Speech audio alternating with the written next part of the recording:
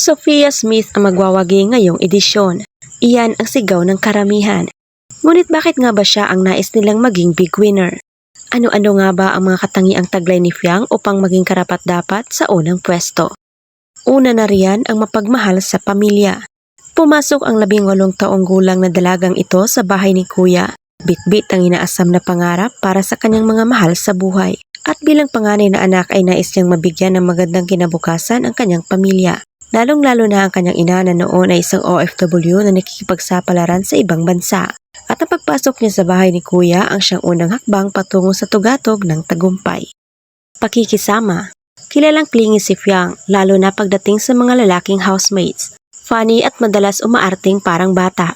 Ngunit ang kanyang pagiging magalaw ay minsan ay nami-misinterpret ng iba. Pero ito ay paraan niya upang ipakilala ang kanyang sarili at upang ipadama sa kanyang mga kasama na open siya sa kanila bilang isang pamilya. O ay mang tingnan ng iba, but one thing is for sure, hindi siya maarte. At hindi rin siya makasarili. Kusang nag-o-offer ng pagkain si Fiang para sa iba kahit wala nang matira sa kanya. At minsan pa nga ay nag-uulam na lamang siya ng toyo, suka at kape dahil nawawala umano ang kanyang ulam. Pero kahit kailan ay hindi niya ito dinamdam. Isang palatandaan na naiintindihan niya ang ugali ng kanyang mga kasama. Responsable. Noong panahong naghiwalay ang teens at adult ay si Fiang ang tumatayong nanay nila. Madalas siyang nakikita sa kusina na nagluluto. Nangangahulugan lamang ito na alam niyang responsibilidad niya ang mga taong kasama niya sa bahay. Hindi siya nagbubulag-bulagan sa mga bagay na alam niyang kaya naman niyang gawin mag-isa. And the other one is palaban.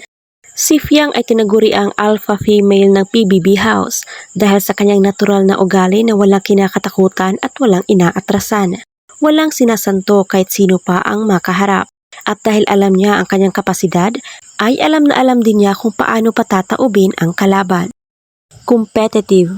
Bagamat napamahal na sa kanya ang mga housemates ay hindi nito nababago ang kanyang intensyon, which is ang magwagi sa kompetisyon.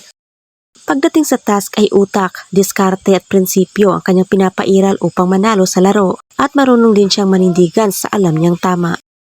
Malambot ang puso.